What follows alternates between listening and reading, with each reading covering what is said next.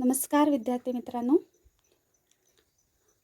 आजच्या तासाला आपण विज्ञान आणि तंत्रज्ञान भाग 1. आपल्याला माहिती आहे इयत्ता 9वी पासून इयत्ता 9वी आणि 10वीला पण या विषयाचे 2 पेपर असतात, विज्ञान आणि तंत्रज्ञान भाग 1 आणि भाग 2. तर ह्या पहिल्या भागातील पहिला धडा, नाव काय त्याचं, गतीचे नियम, हा आपण आजच्या तासाला शिकणार. ठीक आहे. आता पहिला पॉइंट तुम्हाला दिसतोय बघा, काय लिहिलंय मी. पहिला पॉइंट, वस्तूची गती. ते खाली काय लिहिलंय बघा, गती असणे आणि गती नसणे. मग एखादी वस्तू गतिमान आहे, गतिमान नाही आहे, आपण उदाहरणाद्वारे बघूया. आता आपल्याकडे उदाहरणं आहेत बघा, पुस्तकामध्ये उदाहरणं दिली आहेत. कुठली दिली आहेत बघा, पक्ष्यांचे उडणे. आता बघा, ही याच्यामध्ये गती आहे, पक्षी उडतात, एका ठिकाणाहून दुसऱ्या ठिकाणी जात असतात, त्यामुळे हे गतीचं उदाहरण आहे, पक्ष्यांचे उडणे. त्याच्यानंतर थांबलेली रेल्वे गाडी, याच्यामध्ये गती आहे की नाही बघा, थांबली आहे रेल्वे गाडी, चालू नाही आहे. काय, कशाचं उदाहरण येणार, गती नसण्याचं, थांबलेली रेल्वे गाडी. आपण लिहून टाकूया उदाहरण. गती असण्यामध्ये मगाशी झाले आपल्याला पक्षाचे उडणे,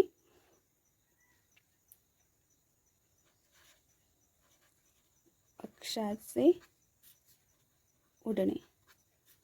दुसरं उदाहरण काय दिले आपल्याला, थांबलेली रेल्वे गाडी, ती कशामध्ये येणार, गती नसण्यामध्ये.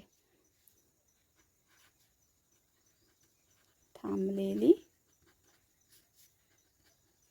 रेल्वे गाडी. अजून एक उदाहरण दिलंय, तिसरं, हवेतून उडणारा पालापाचोळा. हे कशामध्ये येणार, उडणारा, जातोय पुढे पुढे जातोय, उडणारा पालापाचोळा.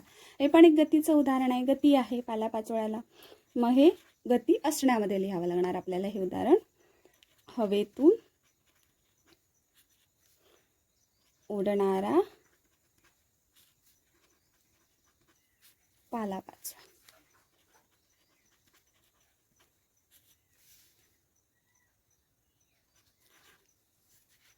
आणि अजून एक चौथं उदाहरण दिलंय, डोंगरावरती स्थिर असलेला दगड. स्थिर आहे, तिथेच आहे, मग तो कुठे येणार आहे, त्याला गती आहे का, नाही, गती नसण्याचं उदाहरण आहे.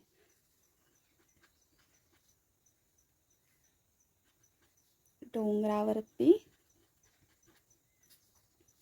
स्थिर असलेला दगड.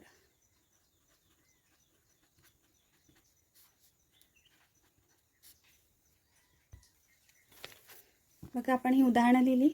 एखादी वस्तू जर सतत आपली जागा बदलत असेल तर आपण काय म्हणतो, ती वस्तू गतिमान आहे.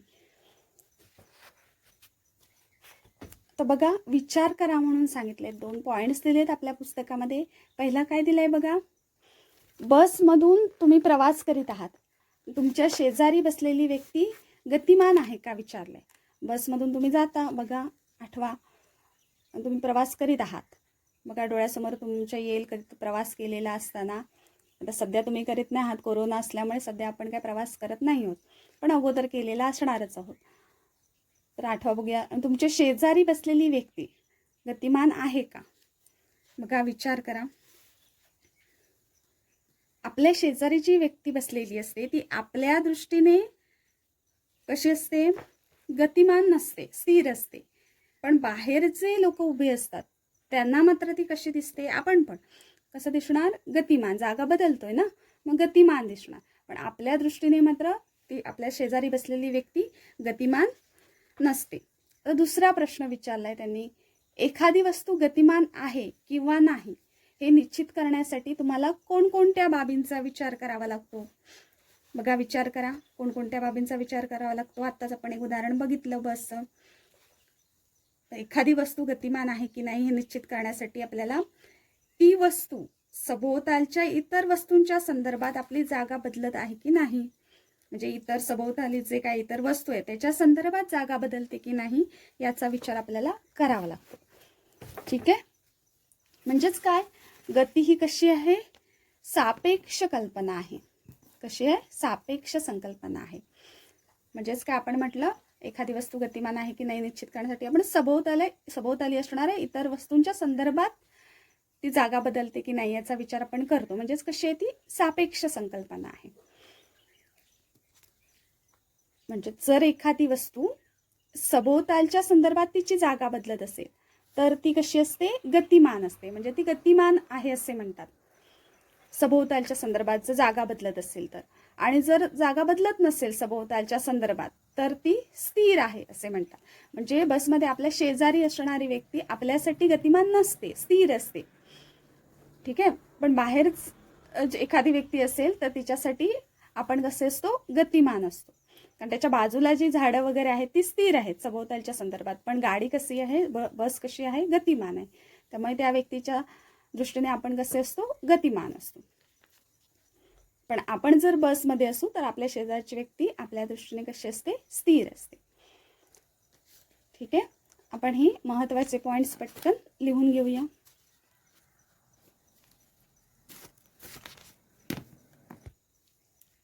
गती ही सापेक्ष संकल्पना आहे.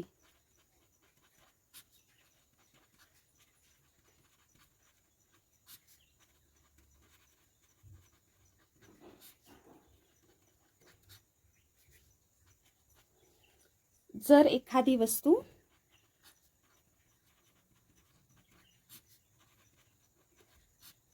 सभोवतालच्या संदर्भात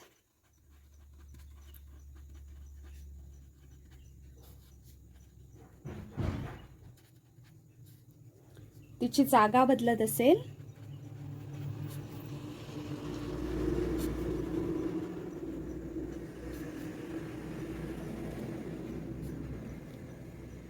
तर ती कशी असते, तर ती गतिमान आहे असे म्हणतात. तर ती गतिमान आहे.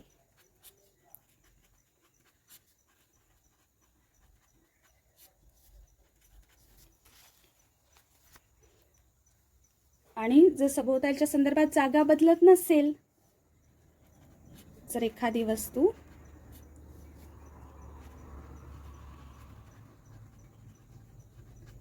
सभोवतालच्या संदर्भात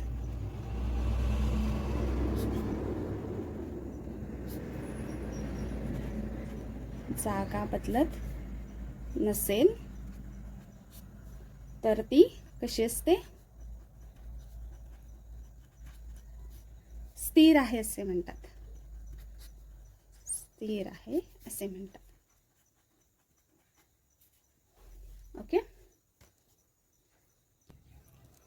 बघा आता आपल्याला विस्थापन आणि अंतर आणि विस्थापन यातला फरक बघायचा आहे. अंतर म्हणजे कुठलं, विस्थापन म्हणजे काय, हे आपल्याला आता समजून घ्यायचं आहे. आपण 6वीपासून हे शिकतोच आहोत. पुन्हा एकदा आपण आठवण करायची या कन्सेप्टची. बघा तुम्हाला ए आणि बी असे 2 बिंदू दिसत आहेत. बघा 2 ठिकाण आहेत समजा, ए आणि बी. आता ए आणि बी ही 2 ठिकाण आहेत. तुम्ही ए या ठिकाणी आहात आणि तुम्हाला बी या ठिकाणी जायचंय. तुम्ही आता इथे ए या ठिकाणी आहात आणि तुम्हाला कुठे जायचंय, बी या ठिकाणी जायचंय. ओके. आता ए कडून, एच्या इथून आपल्याला बी या बिंदूकडे जायचंय, आपल्याला बी या ठिकाणाकडे जायचंय. तर आपल्याला बघा किती मार्ग आहेत तिथे दाखवलेत. ए पासून बी पर्यंत हा एक हिरव्या कलरने दिसतोय तुम्हाला तुटक रेषांचा हा एक मार्ग आहे ए पासून बी कडे जायला. पुन्हा असा एक आहे, इथून तुम्ही चालायला सुरुवात केलात किंवा जे काय असेल ते, तर तुम्हाला असा हा मार्ग इथून असा ह्या मार्गाने तुम्ही बी पर्यंत जाऊ शकता. तिसरा एक मार्ग कुठला आहे बघा, इथून सुरुवात केलात तर असा हा हे असं इथे तुम्ही बी पर्यंत येऊ शकता. ठीक आहे. आता तुमच्याकडे तर 3 मार्ग आहेत आता दाखवलेत ते. मग आता तुम्ही कुठला मार्ग तुम्ही सिलेक्ट कराल बघा. ए पासून तुम्हाला बी कडे जायचंय किंवा ठीक आहे 3 मित्र आहेत, 3 मार्गाने गेले. एक या मार्गाने गेला, या इकडच्या मार्गाने गेला, तिसरा इकडच्या मार्गाने गेला. बघा 3 मार्गाने गेले. बघा कुठला लवकर पोहोचेल, त्यांची स्पीड जो असेल, जे काय असेल वेग असेल चालण्याचा वगैरे तो सारखाच आहे. तर कोण पोहोचेल लवकर बघा. आपण मोजूया. ठीक आहे. आता हे ए पासून बी पर्यंतचं अंतर तुमच्या समोरच आहे. आता मी हे बाजूला करते सेपरेट आपल्याला मोजण्यासाठी. बघा, मोजायची गरज पण नाही आहे. तसंच हे पण बघा अंतर, हे तुटक रेषाने दाखवलंय अंतर, त्याच्यापेक्षा हे अंतर जास्तच आहे. तसं हे दुसऱ्या दोऱ्याची आपण लांबी मोजली तर ते अंतर पण जास्तच मिळणार आहे आपल्याला. ठीक आहे. सर्वात कमी अंतर कुठलं आहे? ए बिंदूकडून आपल्याला बी बिंदूकडे जाण्यासाठी हे तुटक रेषाने दाखवलेलं आहे. या तिघापैकी कुठलं सर्वात कमी अंतर आहे? हे. ठीक आहे. एखाद्या मित्राने इथून इथपर्यंत प्रत्यक्ष मार्गक्रमण केलेले हे अंतर पहिल्या मित्रासाठी तुटक रेषाने दाखवलेले दिसते, दुसऱ्या मित्रासाठी हे एवढं आहे, तिसऱ्या मित्रासाठी एवढं अंतर आहे. ठीक आहे. सर्वात कमी अंतर मात्र हे आहे, तुटक रेषाने दाखवलेले. आता बघा दुसरं उदाहरण बघा, तुमच्यासमोर पुस्तकातील चित्र दिसतंय बघा. इथे शीतल व प्रशांतचे घर दिसतंय, इथे कुठलं संगीताचे घर दिसतंय आणि इथे त्यांची काय आहे? शाळा आहे. त्यांची स्थिती दाखवलेली आहे, कुठे कुठे आहेत. आता विचार करायला सांगितलंय बघा. शीतल आणि प्रशांतचे घर इथे आहे. तर शीतल शाळेत जाताना काय करते? इथून आपल्या घरातून निघाली की प्रथम कुठे जाते? तिची जी मैत्रीण आहे संगीता नावाची, त्या मैत्रिणीच्या घरी जाते आणि मग तिथून मग दोघी पण म्हणजे शीतल कुठे जाते? शाळेत जाते. ठीक आहे. म्हणजे पहिल्यांदा संगीताच्या घरी जाते आणि तिथून मग शाळेत जाते. आणि जो प्रशांत आहे तो मात्र काय करतो? तो संगीताच्या घरी जात नाही. तो काय करतो? डायरेक्ट इथून असा शाळेत जातो. इथे त्याचं घर आहे, तो डायरेक्ट इथे ह्या रस्त्याने शाळेत जातो. मग ह्या दोघांची चाल सारखीच आहे. मग शाळेत लवकर कोण पोहोचेल? बघा, कोण पोहोचेल सांगा बरं? शीतल पोचणार की प्रशांत पोचणार? बघा इथे आता आकृतीमधलं अंतर आपण धरायचं नाही आहे. आपण नकाशावर कसे सगळे देश वगैरे दाखवतो छोटे छोटे, प्रत्यक्षात ते खूप मोठे असतं, त्यांचं क्षेत्रफळ खूप जास्त असतं.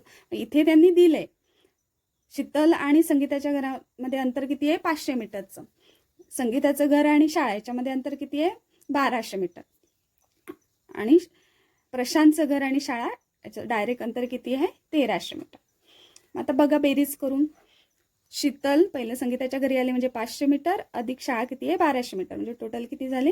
1700 मीटर. म्हणजे शीतलला किती चालावं लागतं? किती अंतर कापावं लागतं? 1700 मीटर. तेच प्रशांतला किती अंतर जावं लागतं? 1300 मीटर. ठीक आहे. मग लवकर कोण पोहोचणार? प्रशांत लवकर पोहोचणार शाळेत. शीतलला थोडासा उशीर होईल. मग बघा शीतलने प्रत्यक्ष कापलेले अंतर बघा, प्रत्यक्ष तिला चालावं लागलेले अंतर बघा, हे 500 मीटर आणि इथून शाळा 1200 मीटर. म्हणजे टोटल प्रत्यक्ष कापलेले अंतर किती आहे? 1700 मीटर एवढं. आणि शीतलच्या घरापासून शाळेपर्यंतचं सरळ रेषेतील अंतर किती आहे? किती मीटर आहे? 1300 मीटर. बघा एखादी वस्तू गतिमान असताना, आता आपण हे दोन बिंदू घेतले, आरंभ बिंदू म्हणजे शीतलचं घर आणि अंतिम बिंदू म्हणजे अंतिम ठिकाण शाळा. तर गतिमान असताना वस्तूने प्रत्यक्ष केलेले मार्गक्रमण इथून असं 1700 आणि त्या दोन ठिकाणांमधील किंवा बिंदूंमधील सर्वात कमी अंतर, अशा दोन कन्सेप्ट आपल्याला मिळतात बघा. मग जेव्हा प्रत्यक्ष केलेले जे मार्गक्रमण असतं त्याला काय म्हणतो आपण? अंतर असे म्हणतो. अंतर म्हणजे काय? दोन बिंदूंच्या दरम्यान गतिमान असताना वस्तूने प्रत्यक्ष केलेले मार्गक्रमण म्हणजे काय? अंतर. आणि मग दुसरी कन्सेप्ट काय आहे त्याच्याबरोबर आलेली? विस्थापन. म्हणजे आरंभ बिंदू आणि अंतिम बिंदू याच्यातलं जे सर्वात कमी अंतर आहे, सरळ रेषेतील जे सर्वात कमी अंतर आहे त्याला काय म्हणतो आपण? विस्थापन असे म्हणतो. दोन्ही कन्सेप्ट समजल्या? आता आपण पटकन लिहूया.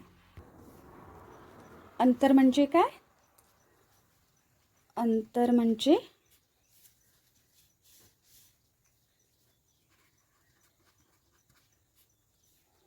दोन बिंदूंच्या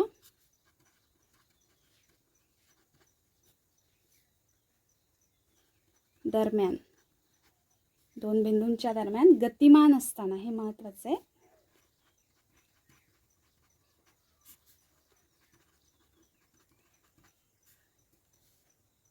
वस्तूने प्रत्यक्ष केलेले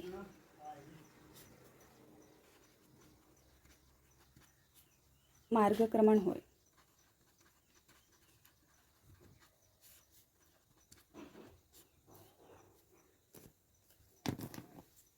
ठीक आहे. आणि विस्थापन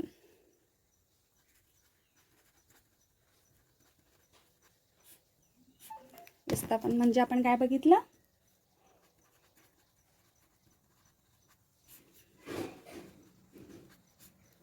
गतिमानतेच्या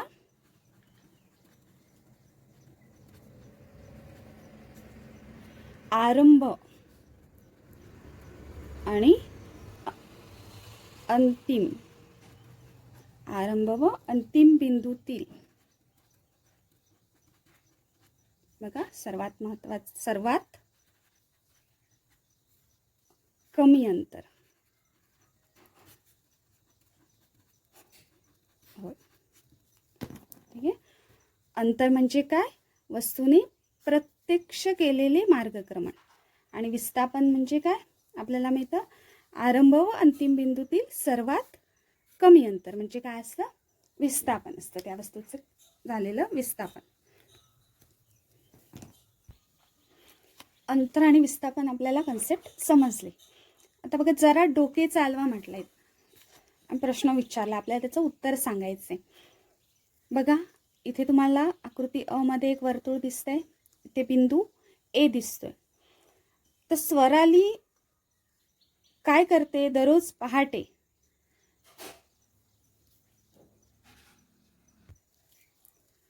या ए बिंदू पासून चालायला सुरुवात करते. इथून सुरुवात करते, एक फेरी पूर्ण करून पुन्हा या ए बिंदूपाशी येते. ठीक आहे.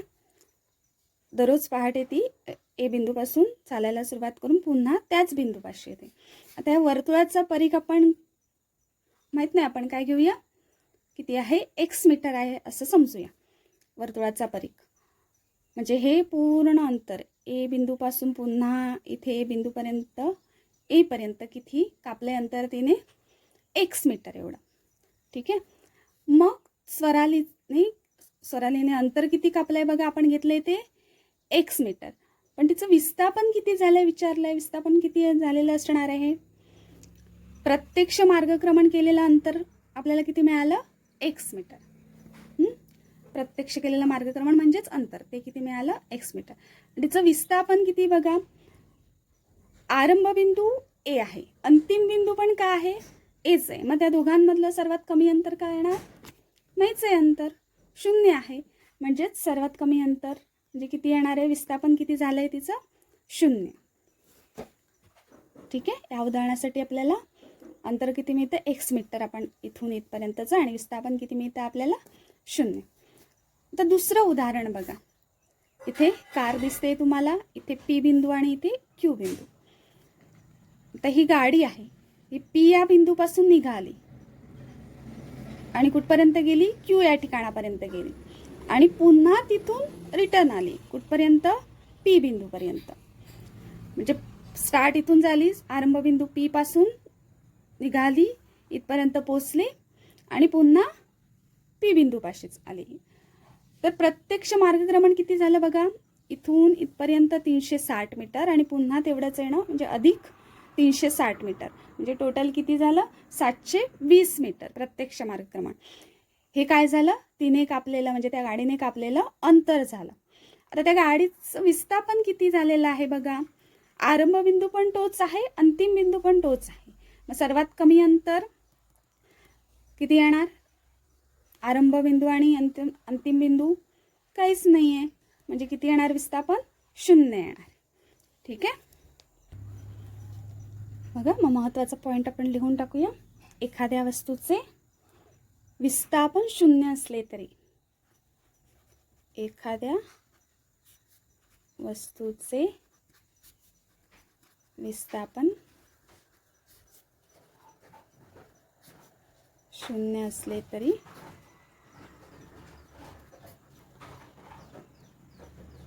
त्याच वस्तूने प्रत्यक्ष प्रत्यक्षात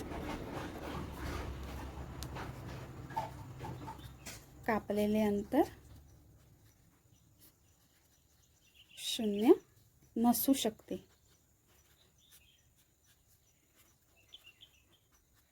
बघा, कारने प्रत्यक्षात कापलेले अंतर किती होतं?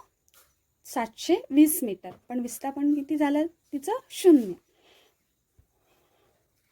आपण शिकलो की सदिश राशी म्हणजे काय? दिशा असलेली राशी. आणि अदिश राशी म्हणजे दिशेची आवश्यकता नसलेली राशी. सदिश राशी म्हणजे दिशा असलेली राशी. आणि अदिश राशी म्हणजे दिशा असण्याची आवश्यकता नसलेली राशी.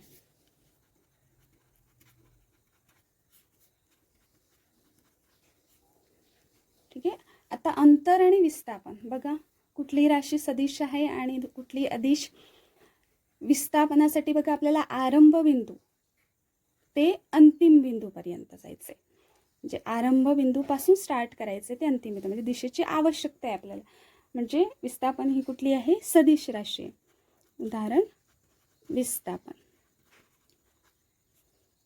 आणि अंतरासाठी आपल्याला दिशेची आवश्यकता नाही. मग अंतर हे काय आहे? अदिश राशी. अंतर काय आहे? अदिश राशी. ठीक आहे. आता तुम्हाला एक होमवर्क करायचं आहे बघा. काय होमवर्क करायचं आहे? फरक लिहा. काय फरक लिहायचं बघा? कोणामधला? अंतर आणि विस्थापन. ओके. आजचा भाग समजलाय? समजला असणार आहे. होमवर्क पण तुम्ही करणार आहात. ओके. थँक्यू. इथे आपण थांबूया.